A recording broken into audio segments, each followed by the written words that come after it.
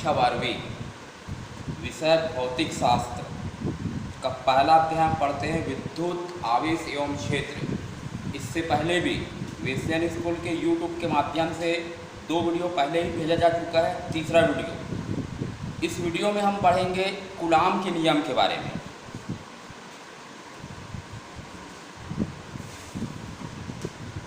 Coulomb जो कि एक भौतिक वैज्ञानिक है, उसने 2 आवेशों के बीच में लगने वाले बल संबंधी कुछ एक नियम दिया है। उसी नियम के बारे में हम यहाँ पढ़ते हैं।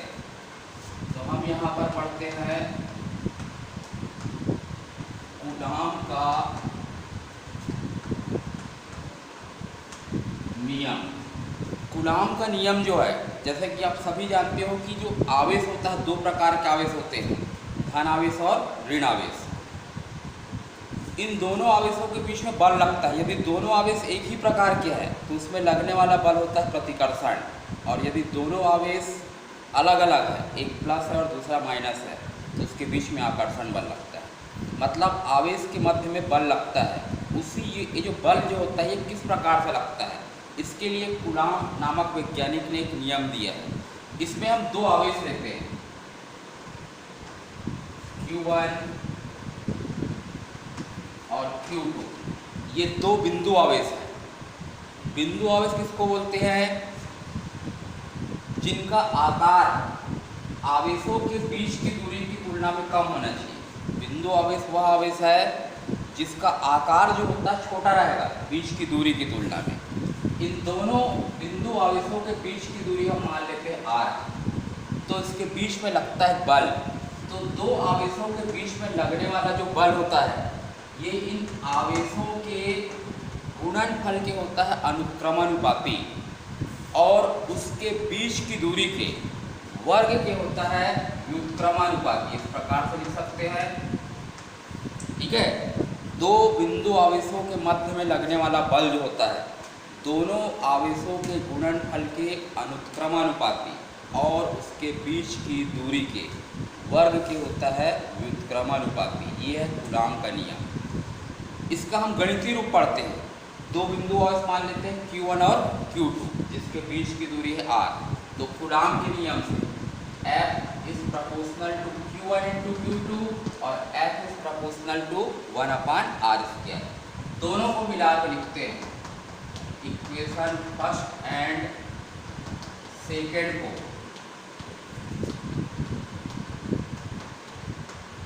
मिलाने पर ये हो जाएगा F is proportional to Q1 Q2/r²।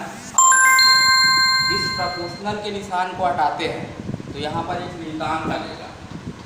लगने वाला नियतांक होता है K।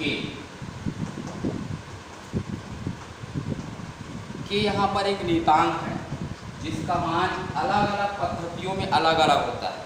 यदि हम SI पद्धति पढ़ते हैं,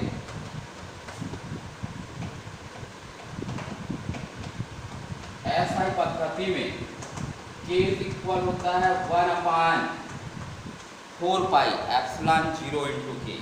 ये एप्सिलॉन 0 जो होता है ये विद्युतशीलता कहलाता है, वायु या निर्वात की विद्युतशीलता। इसी का मान यदि हम CGS पद्धति में देखते हैं तो CGS पद्धति में K इक्वल हो जाता है 1। ये है कूलाम के नियम का गणितीय रूप। अब हम पढ़ते हैं अगला टॉपिक विद्युत क्षेत्र के बारे में।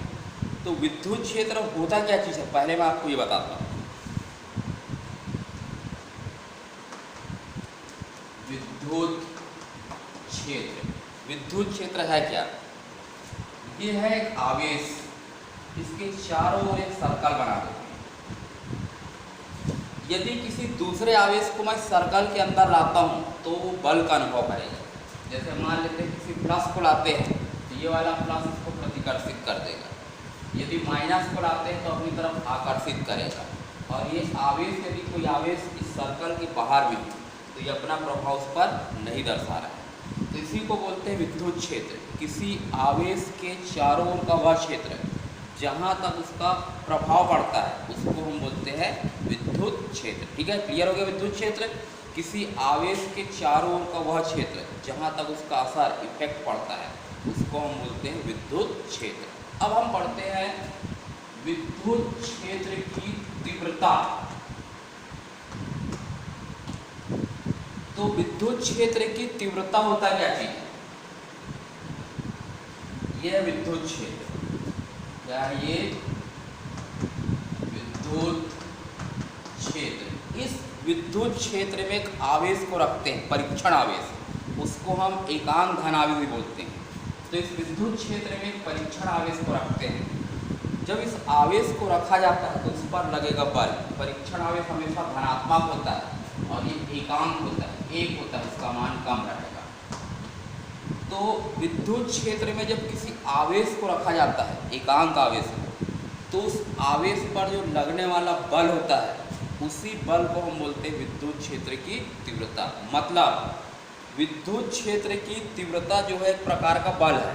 कौन सा बल? एकांक आवेश को विद्युत क्षेत्र में रखने पर उस आवेश पर लगने वाला बल, इसको हम बोलते हैं विद्युत क्षेत्र की तीव्रता। इसको हम दर्शाते हैं, इसका जो सिंबल होता है इसको हम दर्शाते हैं ई से, कैपिटल ई से। ये विद्युत क्षेत्र तीव्रता का सिंबल होगा। इसका सूत्र होता है E इज इक्वल F/Q0 या सिर्फ Q भी लिख सकते हो, एकांक आवेश पर लगने वाला बल। यहाँ से इसका मात्रक बना सकते हैं, SI मात्रक होता है, बल का मात्रक होता है न्यूटन और आवेश का मात्रक होता है कूलॉम। तो इसका मात्रक होगा न्यूटन प्रति कूलॉम। तो यहाँ पर हम पढ़े विद्युत क्षेत्र और विद्युत क्षेत्र की तीव्रता के बारे में। अब हम पढ़ते हैं इसके आगे का बिंदु आवेश के कारण विद्युत क्षेत्र की तीव्रता। यह है बिंदु आवेश के कारण विद्युत क्षेत्र की तीव्रता। सबसे पहले हम इसका डायग्राम बनाएंगे। सबसे पहले ये बिंदु O पर एक प्लस Q आवेश है। इस आवेश से R दूरी पर एक बिंदु P है। इसी बिंदु P पर निकालना है विद्युत क्षेत्र की तीव्रता। तो जिस बिंदु पर हम विद्युत क्षेत्र की तीव्रता निकालते हैं वहां पर मानते हैं कि एकांक आवेश रखा हुआ है, आवेश है, इसका मान है प्लस। तो इस बिंदु पर रखे हुए एकांक आवेश पर लगने वाला जो बल होता है वही कहलाता है उस बिंदु पर विद्युत क्षेत्र की तीव्रता। इसके लिए व्यंजक निकालते हैं। इन दोनों आवेशों के बीच में बल लगेगा और दो आवेशों के बीच में जो बल लगता है उसको कूलॉम नाम वैज्ञानिक ने दिया। बल क्या होता है? F is equal 1/4πε0। एक आवेश Q है और दूसरा आवेश है 1, बीच की दूरी है R।